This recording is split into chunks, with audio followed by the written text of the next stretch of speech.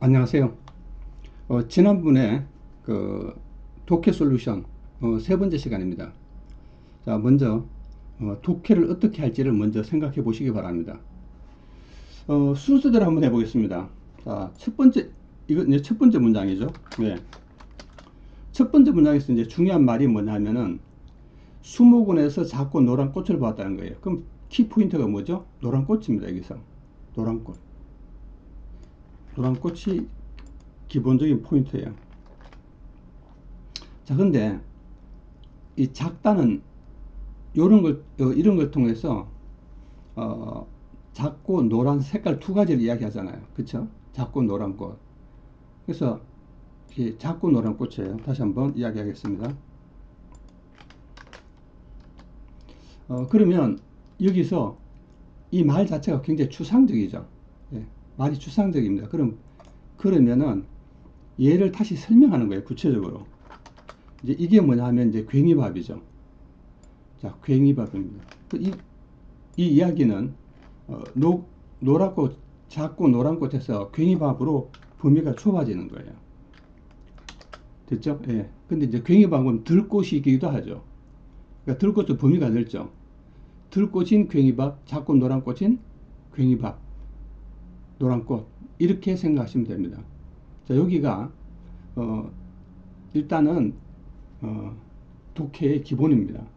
자, 두 번째 문장까지 이제 이야기가 끝난 것이죠. 사실은 좀 더 정확하게 말하면 이제 세 번째 문장이 나오죠. 세 번째 문장은 뭐냐면은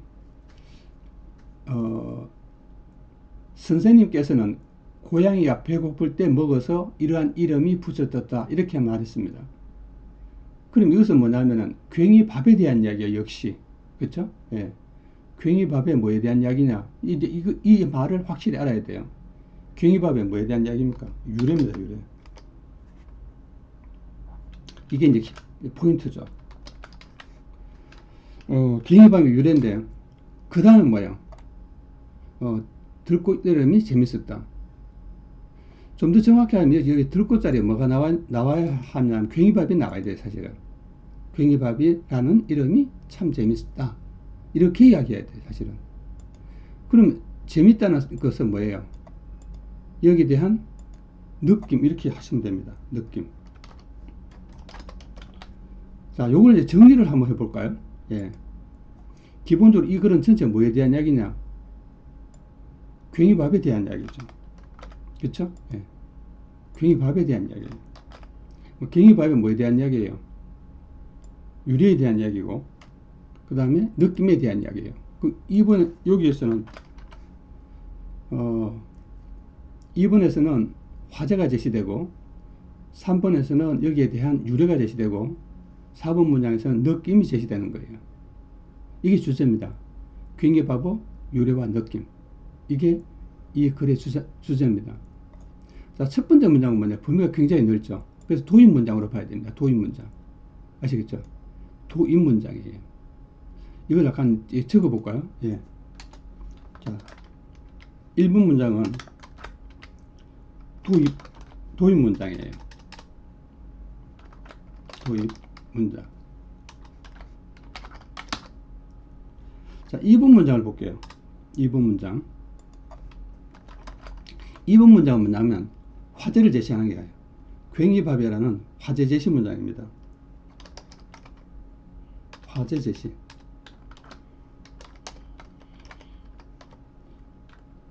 그리고 3번 문장은 뭐예요? 이게 주제문이에요. 이제 주제를 제시하는 거죠. 핵심 화제죠. 예. 그죠?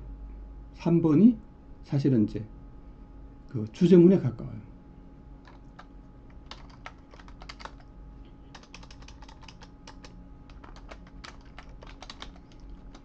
그 4번은 뭐냐?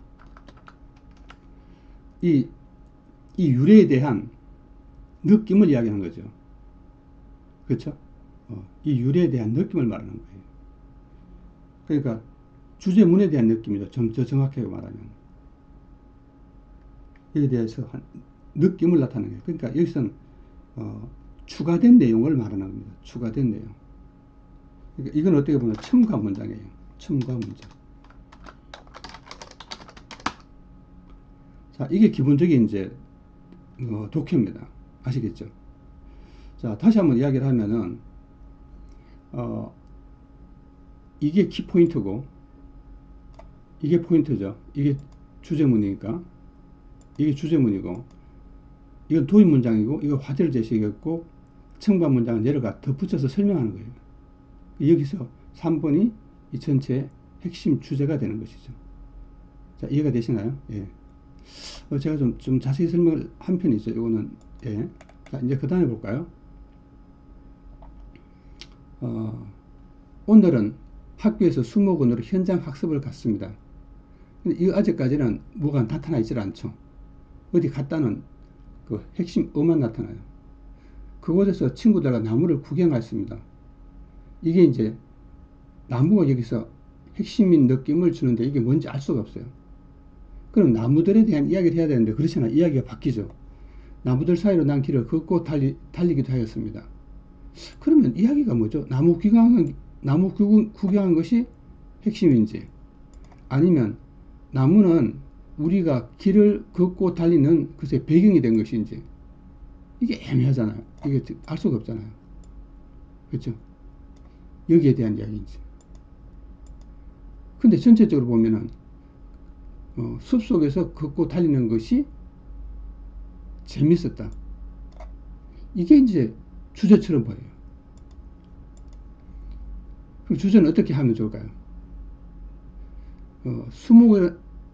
수목은 현장 체험에서 달리기 한 것에 대한 그 소감 이렇게 말할 수 있어요. 여기서 현장 체험 학습에 대한 이야기는 없죠. 예. 이야기가 현장 체험 학습에 대한 이야기는 없습니다.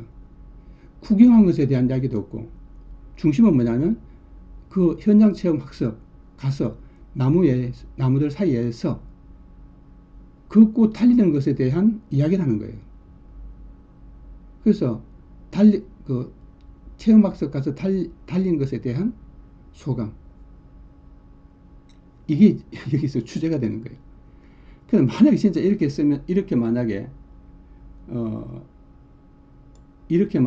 주제를 쓰면은 글을 쓰면은 여러분 굉장히 이제 문제가 되죠. 사실은 문제가 됩니다. 자, 그러면 이제 마지막으로 한번 제가 이거 문장을 끊어서 바꿨어요. 사실은 이제 마지막으로 한번 보도록 하겠습니다. 자, 여기서 볼게요. 오늘 수업 시간에 줄넘기를 하였습니다.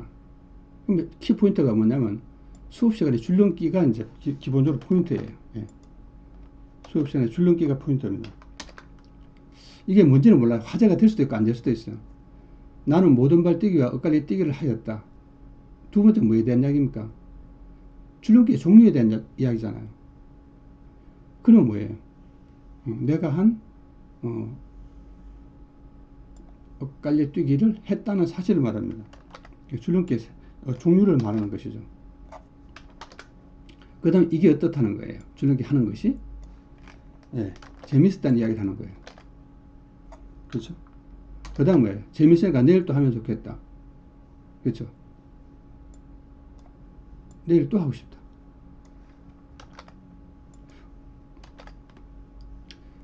그러니까 이거는 이런 거잖아요.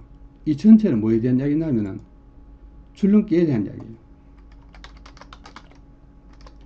에 대한 뭐를 말하는 거예요? 소감이죠. 이게 주제입니다. 자, 실제로 학생들이 이런 게 하기 굉장히 어렵습니다. 초등학교 2학년은 도저히 할 수 없어요. 이런 거. 어떻게 하겠어요? 그 다음에 줄넘기에 대한 소감으로 적지 않더라도 줄넘기 재미있다. 이게 핵심이죠. 줄넘기 재미. 그죠? 줄넘기 재미있음. 이게 주제라고요. 자, 여러분, 초등학교 2학년 교과서의 일부분을 제가 독해를 했습니다. 그러니까 여러분들도 글을 읽으면서 이게 얼마나 이제 어떤지를 구조를 따져봐야 돼요. 뭐에 대한 이야기인지. 그쵸? 그래서 이런 게 사실은 그렇게 쉬운 글은 아닙니다. 여러분 하여간 그 독해를 하면서 늘 시간을 투자 많이 하고 자기가 생각하기에 쉬운 거를 하는 게 좋습니다. 쉬운 걸 하면은 구조가 보이고 독해를 제대로 하게 됩니다. 한데 지문 어려운 것을 하면은 구조가 안 보이고 내용이 치우치다 보면은 내용만 생각나요. 그 내용을 구조화시키지 못하는 것이죠. 안녕히 계십시오. 그걸 허박 쌓였습니다.